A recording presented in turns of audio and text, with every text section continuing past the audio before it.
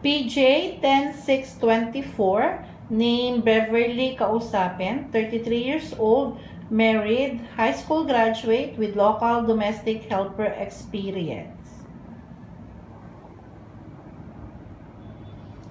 Okay, Miss Beverly, can you please introduce yourself?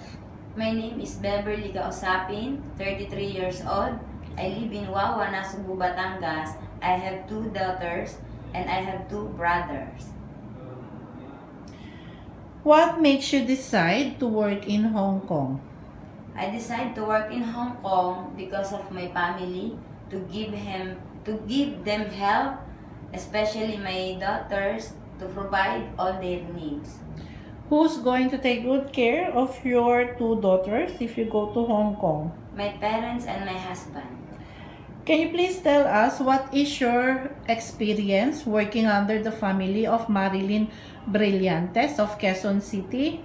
I worked them for 5 years. I am all around to their house, like cleaning, washing, cooking.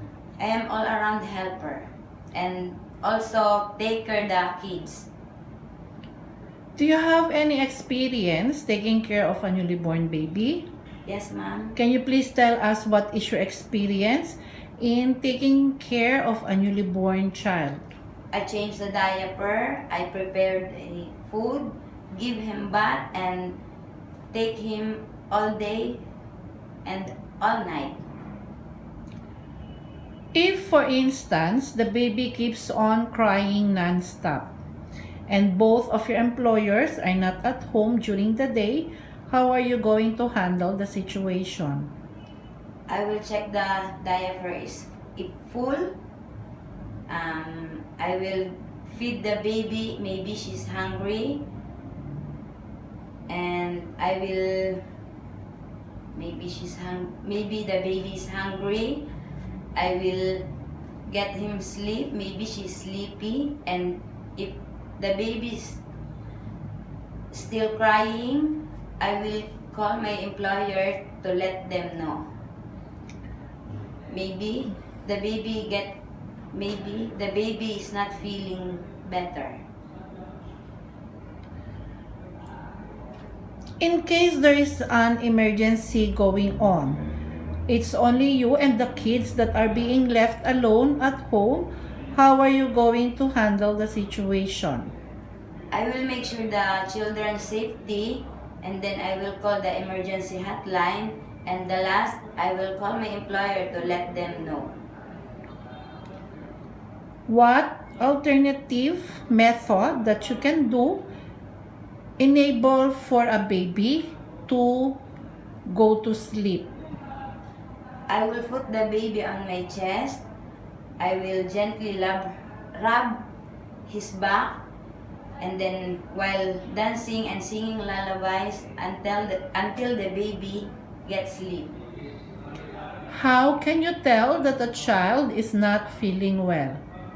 The baby is irritable, the eyes is red, and doesn't to eat. What activities can you do to aid 3-year-old toddler? I will make fun activities with them like soccer, football, and indoor activities like snake and ladder, coloring. If, for instance, both of your employers are working during the day and it's only you and the kids that stays at home, how are you going to spend the day alone with the kids? I will spend my time with the kids like fun activities, go to park, and if they're hungry, I will prepare their foods, and when they are tired, I will put them to sleep, and then when the kids are asleep, I will do my other work in the house like cleaning. If your employer will give you a weekly budget for marketing and grocery, how are you going to spend the money that is being given? I will make a list of things that need to buy, and then for the weekly that I buy, and then I will explain to my employer. Do you believe in spanking? No, ma'am. How do you discipline a child when he or she is very naughty? I will ask him look in my eyes directly, and then I will tell him that what he did is wrong, and then I will explain to him. If, for example, it is your day off, then one of the kids that you are taking good care becomes sick, and no one is able to help your employer to take good care of the children, what are you going to do? I will not take my day off, and I will talk to my employer that I'm willing to help them to take care of the kids. For example, while cleaning your employer's house, you have picked something that doesn't belong to you, like money or jewelry. What are you going to do? I immediately give to my employer.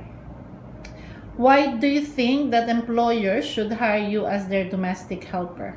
Because I am really hardworking, honest, trustworthy. I am dependable woman.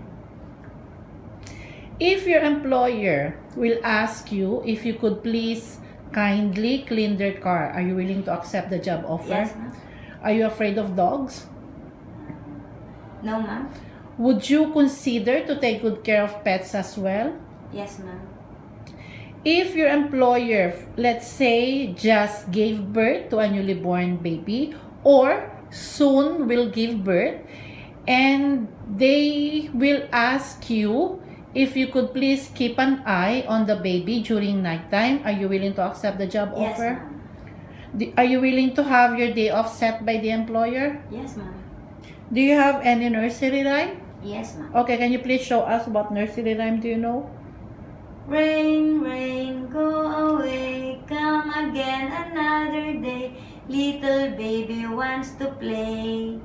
Rain, rain, go away, come again another day. Little babies wants to play. Do you have one more? A, B, C, D, E, F, G, H, I, J, K, L, M, N, O, P, Q, R, S, T, U, V, W, X, Y, and Z. Now I know my ABC. Next time, won't you sing with me? If you will be given the chance to be employed by one of our employers in Hong Kong, what is your message to your future employer? To my future employer, thank you for giving me a chance, and I will promise to you that I will do my best, and I promise that you will be proud to me because I'm really hardworking, I am trustworthy, honest, I am dependable woman, and I can do anything what you want. Thank you. Thank you.